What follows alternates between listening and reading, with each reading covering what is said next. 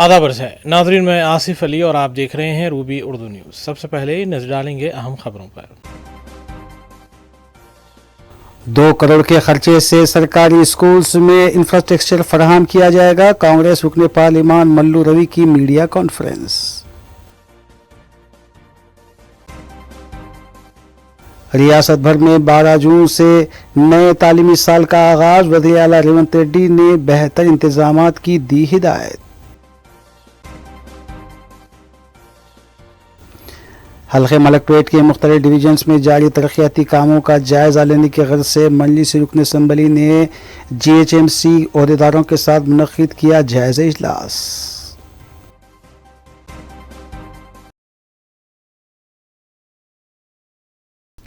देखते हैं खबरों की तफसील। तेलंगाना के वज़ीर आला रेवंत रेड्डी की ख़यामगाह के पास गुरुकुल टीचर्स की तरफ से एहतजाज किया गया। इस वक्त ग्रेजुएट हल्के से नौ मुंतखबा कांग्रेस के लीडर 3 मार मल्लना भी वहाँ मौजूद थे। उनके सामने नारेबाजी की गई। टीचर्स अपने घुटनों के बल बैठे गए और हाथ जोड़कर हुकूमत से मुतालबा करते हुए देखे गए कि फौरी उनके मसाइल की यकसोई की जाए।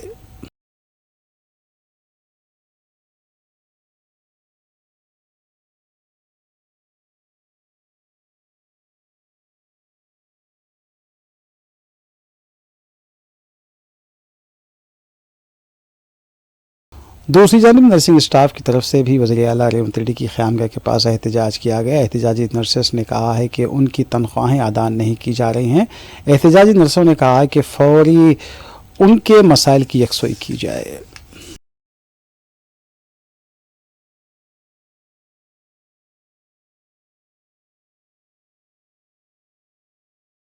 कांग्रेस पार्टी के हेडक्वार्टर गांधी भवन के पास AEE के उम्मीदवारों ने धरना दिया। एहतजाजियों ने कहा है कि एलामिया जारी हुए 2 साल हो गए लेकिन उनसे अभी तक राब्ता नहीं किया गया। उन्होंने कहा कि वज़रा और ओहदेदारों से नुमाइंदगी के बावजूद भी कोई नतीजा नहीं निकला है।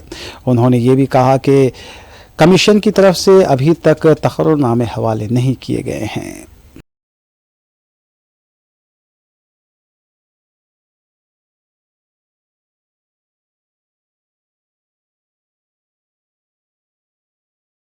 BRS पार्टी के रुकन असम्बली कौशिक रेड्डी ने हुक्मरान जमात के लीडर्स को खबरदार किया है कि हम सुर्ख किताब में सबके नाम लिख रहे हैं और जब हम इख्तिदार में आएंगे तो ये सब परेशान हो जाएंगे। कौशिक रेड्डी ने रियासती वज़ीर पूनम प्रभाकर को भी तंज का निशाना बनाया। उन्होंने कहा कि पूनम प्रभाकर गरीबों की लाशों पर पैसे जमा करते हैं। कांग्रेस पार्टी की हुकूमत इंतकामी कार्रवाइयाँ कर रही है।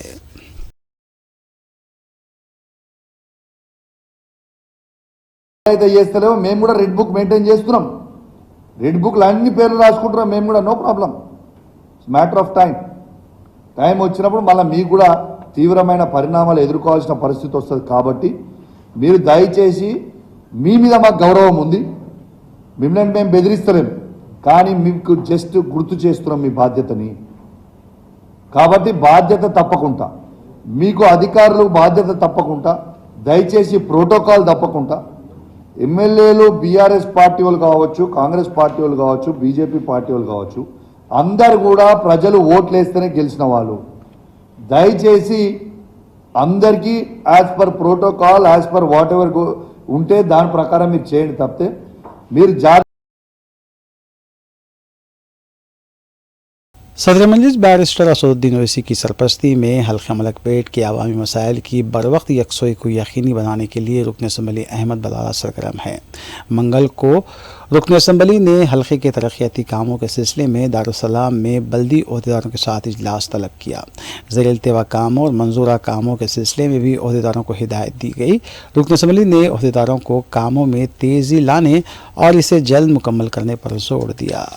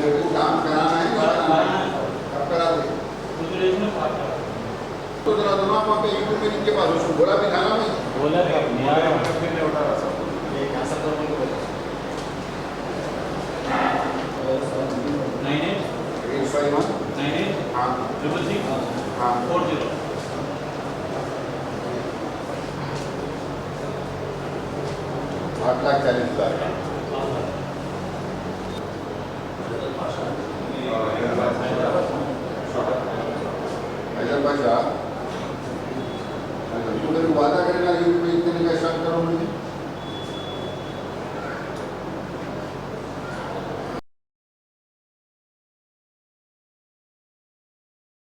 हैदराबाद के मणिकुंडा में नाबालिग लड़के की लापरवाह ड्राइविंग की वजह से कई गाड़ियों बशमूल टू व्हीलर्स को नुकसान हुआ है। तफसीलात के मुताबिक गोल्डन टेम्पल के पास लापरवाही से कार चलाते हुए वहां पार्क की हुई टू व्हीलर्स को टक्कर दे दी गई। जैसे ही हादसा हुआ कार रुक गई और ड्राइवरिंग करने वाला लड़का कार छोड़कर फरार हो गया। ताहम मुकामी अफराद ने लड़के को पीछा किया और उसे करीबी अपार्टमेंट से पकड़ लिया। नारसिंगी पुलिस को इत्तला दी गई और लड़के को पुलिस स्टेशन मुंतकिल किया गया। हालिया चंद दिनों के दौरान लापरवाह ड्राइविंग के कई वाक़यात पेश आए हैं जिससे इंसानी जानें भी ज़ाया हुई हैं।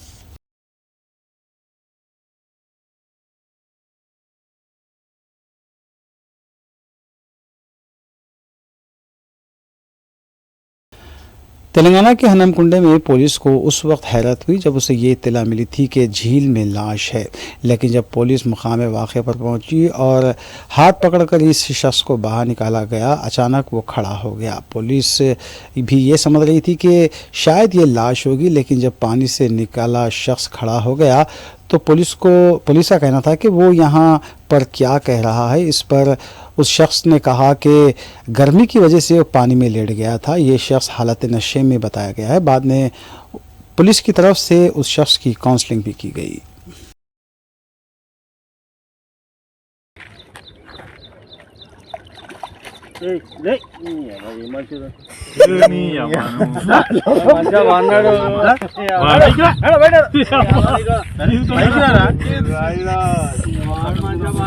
సాయంత్రం 7 దాకా ఇవుడు చేస్తాడు సార్ 12 గంటలు ఇబ్బంది అవుతుంది నీకోసం మంజీ రైడ్ పోలీసు వాళ్ళు వచ్చిండ్రు నువ్వు చనిపోయినా అని కంప్లైంట్ చేస్తే పోలీసు వాళ్ళు వచ్చింది నీకోసం ఏడ చేస్తావు పని నువ్వు? కాజీపేట సార్. ఎవరి దగ్గర ఇక్కడ దాకా ఎట్లా వచ్చినావు? ఎవరి దగ్గర ఎవడో లేదు సార్, అడ్డమైందే అంతేనా తీసుకుపోయాడా వదిలిపెట్టాడా అయిపోయిందా పని, వచ్చాడు డబ్బులు. సార్ దయచేసి మిమ్మల్ని అందరినీ ఒకే రిక్వెస్ట్ చేస్తున్నా, చెప్పు ఒక్క 50 రూపాయలు ఇచ్చుకుంటే నేను కంపల్సరీ చేద్దాం కానీ లోపల జారిపోతే ఎట్లుండి మరి ఎక్కడికి లోపలికి నేను దారి పాపనే పట్టుకున్నాను సార్. అంతేనా ఏదో పట్టుకున్నావు? అది రాయి పట్టుకున్నావు? ఏం పట్టుకున్నావు? రాయిని పట్టుకున్నా. అయితే ఈ రాయి పట్టుకున్నారు మా వాళ్ళు చచ్చిపోయినా.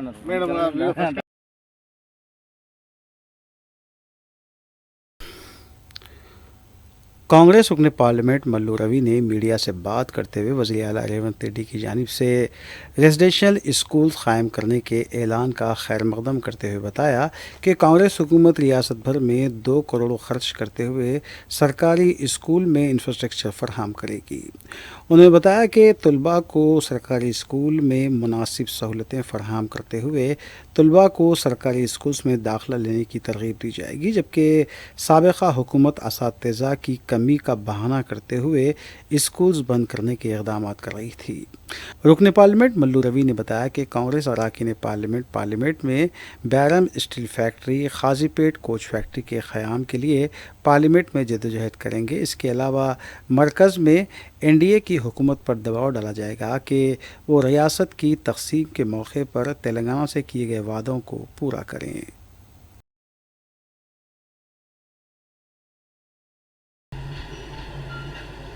ఒక డెసిషన్ తీసుకొని ఇంప్లిమెంట్ చేసే కార్యక్రమం చేయాలని ఆ కార్యక్రమాన్ని మేమంతా స్వాగతిస్తున్నామని చెప్తున్నాను. నెంబర్ 1. నెంబర్ 2, నిన్ననే రేవంత్ రెడ్డి ముఖ్యమంత్రి గారు ఇంకో మాట చెప్పాడు. సింగిల్ టీచర్ స్కూల్స్ దాదాపు 6000 స్కూల్స్ ఉన్నాయి.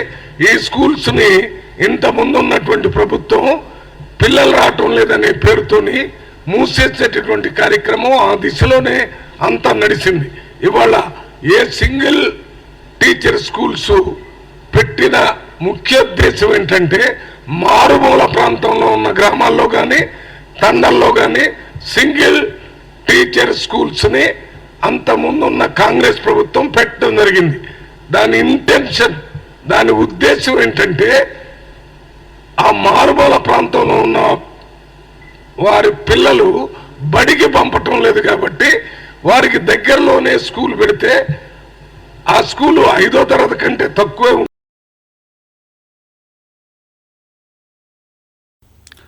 नौमुंतखबा रुकन खास कौंसर 3 मार मल्लना ने आज वज़ीर आला रेवंत रेड्डी की ख़यामगाह वाक़ जुबली हिल्स पहुँचकर वज़ीर आला रेवंत रेड्डी से मुलाकात की, उनकी शालपोशी की। इस मौके पर रियासती वज़रा सीताक्का और कांग्रेस कायदीन भी मौजूद थे।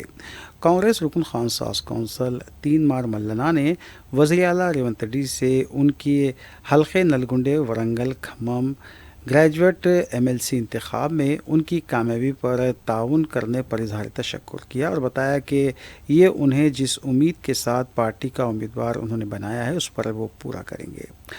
उन्होंने बताया कि ज़िमनी इंतखाब एमएलसी इंतखाब में उन्हें शिकस्त देने के लिए बीआरएस और बीजेपी ने मुत्तहिदा तौर पर कोशिश की, लेकिन ग्रेजुएट्स ने कांग्रेस और उनके हक़ में अपने वोट का इस्तेमाल करते हुए उन्हें कामयाबी से हमकिनार किया, जिसके लिए वो तमाम राय दहिंदों के एहसानमंद और मशकूर हैं।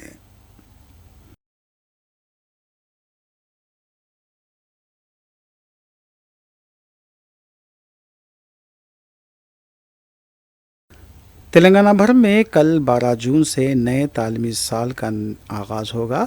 रियासत के सरकारी खानगी रेजिडेंशियल स्कूल्स कल से दोबारा कुशादगी के साथ शुरू होंगे, जिसके लिए हुकूमत और तमाम खानगी स्कूलों के मैनेजमेंट की जानिब से तमाम तर इंतज़ामात पाए तकमील कर लिए गए हैं। वज़ीर आला रेवंत रेड्डी की हिदायत पर तमाम सरकारी स्कूल्स और रेजिडेंशियल स्कूल्स में 90% निसाबी किताबों की तक़सीम अमल में लाने के अलावा यूनिफॉर्म भी सरबराह कर दिए गए हैं। वाज़ेह है कि माह जून के इब्तदाई दिनों से ही मौसम ठंडा और शहर और रियासत के अज़ला में वक्फ़े से बारिश होने की वजह से हुकूमत ने मुक़र्ररा वक्त पर स्कूल्स की कुशादगी का ऐलान किया है।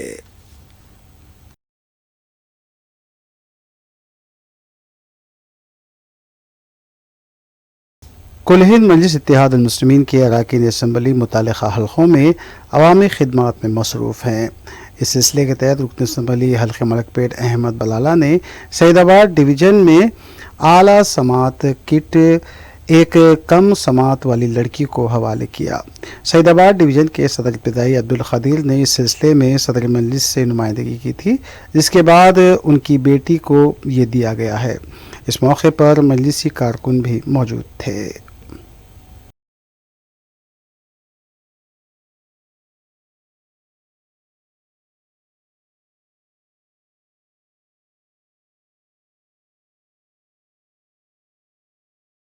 रादियो न्यूज़ की दीगर खबरों पर मोहम्मद अख्तर के साथ एक सरसरी नज़र डालेंगे। उत्तर प्रदेश में मसाजिद के आइमा के कत्ल के वाक़यात पेश आ रहे हैं। प्रतापगढ़ और मुरादाबाद के बाद अब शामली की मस्जिद के इमाम की भी लाश पाई गई है। आइमा के हो रहे इन कत्ल को लेकर उत्तर प्रदेश में सनसनी देखी जा रही। इस तरह के वाक़यात पर कई सवाल भी उठ रहे हैं कि आखिर क्यों आइमा को निशाना बनाया जा रहा है।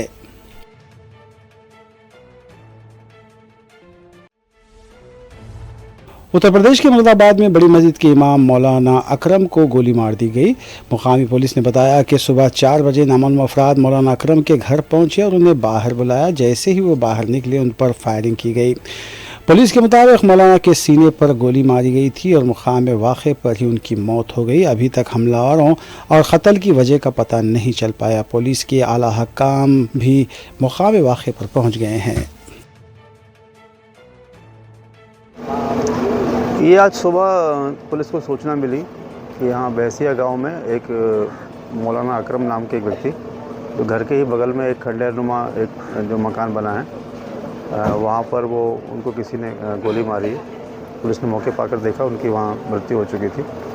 बॉडी को पोस्टमार्टम के लिए भिजवाया गया है। अभी हम लोग छानबीन कर रहे हैं। आज सुबह ये नमाज़ कराने भी नहीं गए थे, तो रात्रि में अपने घर से ही किसी के बुलाने पे संभवतः बाहर आए होंगे और रात में ही किसी में घटना हुई है। हम लोग इसकी अभी जानकारी कर रहे हैं, जल्दी छानबीन करके घटना का खुलासा किया जाएगा। कितनी गोलियां लगी सर? अभी प्रथम दृष्टया एक गोली है। समाजवादी पार्टी के सरबराह अखिलेश यादव ने कहा है कि पार्लियामेंट के इजलास में अवामी मसाइल के साथ साथ दस्तूर के तहफ़्फ़ुज़ से जुड़े सवालात भी उठाए जाएंगे। अखिलेश यादव ने इशारा दिया है कि वो असेंबली की रुकनीत छोड़ देंगे और पार्लियामेंट में अवामी मसाइल को उठाया जाएगा। लोकसभा शुरू होगी, क्योंकि लोकसभा शुरू होने से पहले अभी सभी सदस्यों को शपथ दिलाई जाएगी और जैसे कार्यक्रम बढ़ेगा समाजवादी पार्टी के कार्यकर्ता उनको फ़िलहाल तो हम लोग धन्यवाद दे रहे हैं और बहुत जल्दी जब सदन चलेगा तो जनता के सवाल और संविधान के सवालों को रखा जाएगा।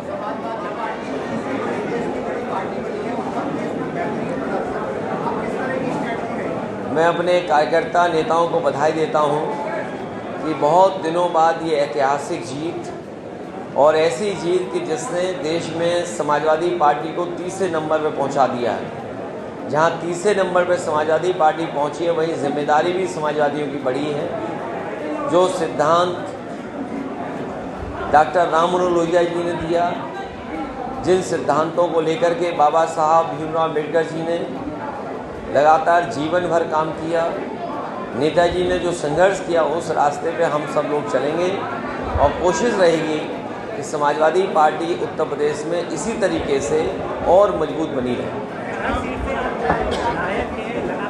मैंने अपने करहल और मैनपुरी के कार्यकर्ताओं से बातचीत भी की, मिलने का भी काम किया और उन लोगों से मैंने कहा भी कि अब जब 2 जगह से चुनाव में जीत गया हूँ तो एक सीट छोड़नी पड़ेगी।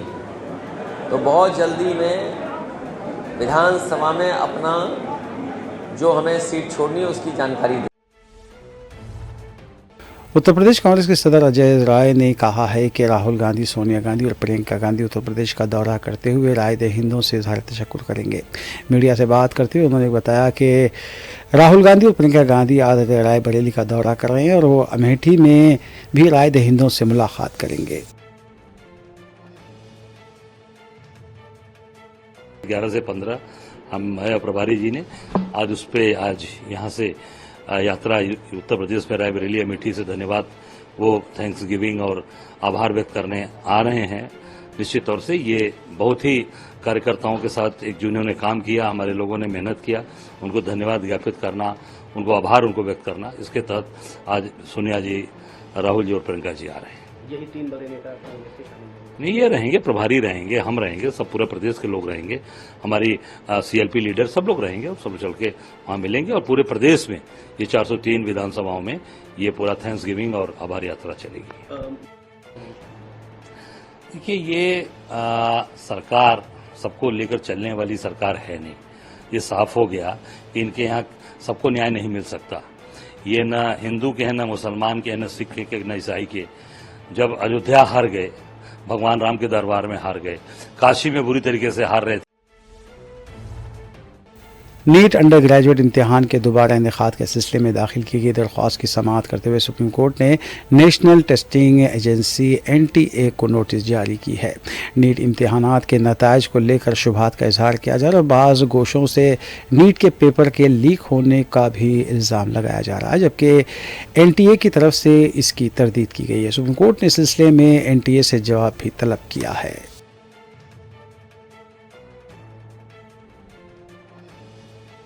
Here the students were demanding justification on the grounds of the paper leak only, nothing about the grace marks or anything, because it was listed on 1st June, so it was before results.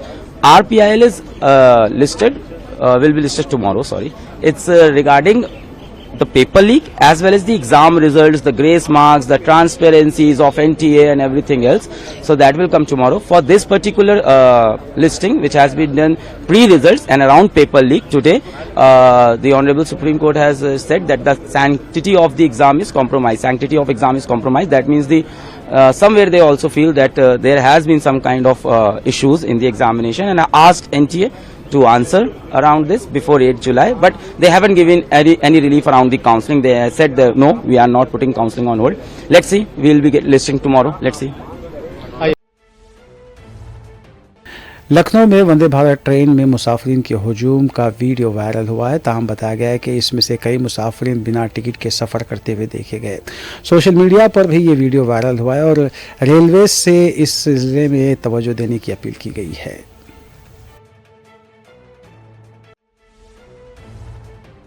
Jammu Kashmir के रियासी में दहशतगर्द हमले में हलाक हुए 4 अफराद की लाशें उनके आबाई शहर जयपुर पहुंचा दी गई है। बताया जा रहा है कि महलूकीन की आखिरी रसूमात भी अदा की जाएंगी। मुकामी अवाम ने बड़ी तादाद में इस मौके पर मुकामी अवाम की बड़ी तादाद मौजूद थी।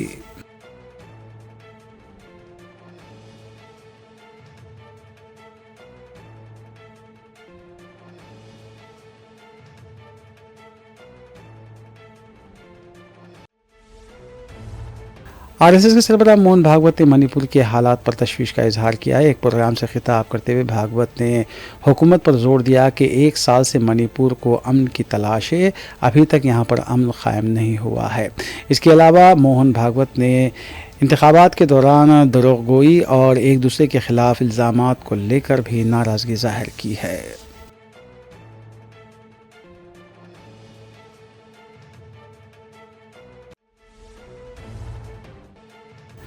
आंध्र प्रदेश एनडीए के इत्तेहाद ने चंद्रबाबू नायडू को लीडर मुंतखब कर लिया है। आज विजयवाड़ा में हुए इजलास में जनसेना के पवन कल्याण ने चंद्रबाबू नायडू के नाम की तजवीज़ पेश की, जिसे इत्तेफाक़ी राय से मंजूर कर लिया गया। चंद्रबाबू नायडू 12 जून बरोज़ चारशंबे को अपने ओहदे का हलफ लेने वाले हैं।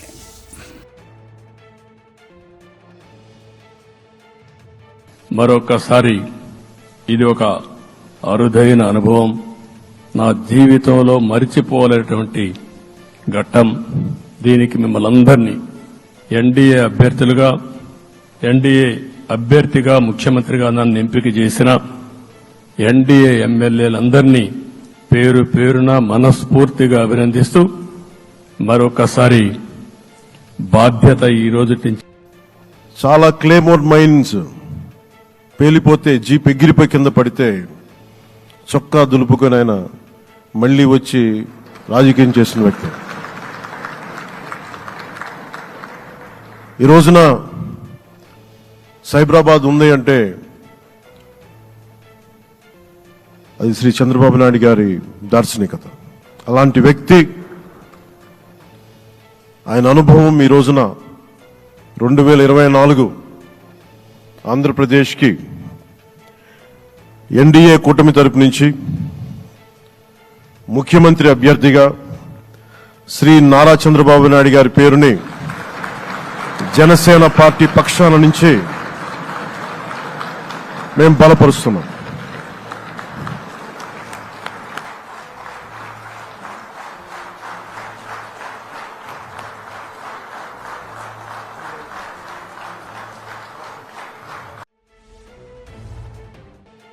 आंध्र प्रदेश के होने वाले वज़ीर आला चंद्रबाबू नायडू ने जनसेना के सरबराह पवन कल्याण के हमरा आंध्र प्रदेश के गवर्नर से मुलाकात करते हुए तश्कील हुकूमत का दावा पेश किया।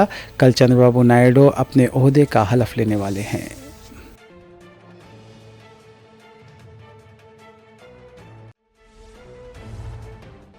जस्टिस नरसिम्हा रेड्डी कमीशन ने छत्तीसगढ़ से यादादरी और भद्रादरी पावर प्रोजेक्ट के लिए बरखी खरीदी के सिलसिले में साबिक़ वज़ीर आला केसीआर को नोटिस जारी की है। जस्टिस नरसिम्हा रेड्डी कमीशन ने इस सिलसिले में 25 अफराद को नोटिस जारी की है, जिनमें केसीआर भी शामिल हैं। कमीशन ने भी जिन अफराद को नोटिस जारी की है उन्हें 15 जून तक जवाब दाखिल करने की हिदायत दी गई है।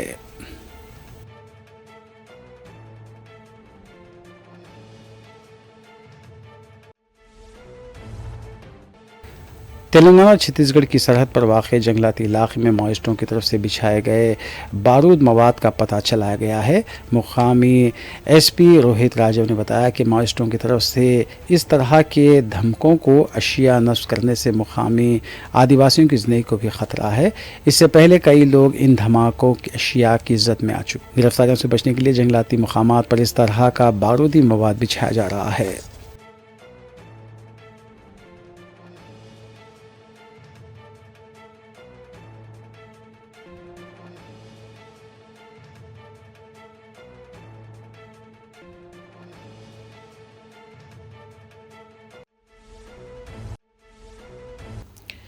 आखिर में देखेंगे सुर्खियां एक बार फिर। 2 करोड़ के खर्चे से सरकारी स्कूल्स में इंफ्रास्ट्रक्चर फराहम किया जाएगा। कांग्रेस रुकने पार्लिमान मल्लू रवि की मीडिया कॉन्फ्रेंस। रियासत भर में 12 जून से नए तालीमी साल का आगाज। वज़ीर आला रेवंत रेड्डी ने बेहतर इंतजामात की दी हिदायत। हल्के मलकपेट के मुख्तलिफ डिवीजन्स में जारी तरक्याती कामों का जायजा लेने की गर्ज से मजलिस रुकन असम्बली ने GHMC अहदेदारों के साथ मुनक्किद किया जायजा इजलास।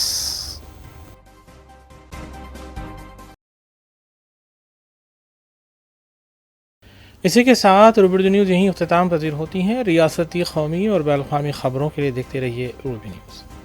हम इस उम्मीद के साथ आपसे इजाज़त लेंगे कि आपका आने वाला दिन अच्छा होगा। अस्सलाम वालेकुम।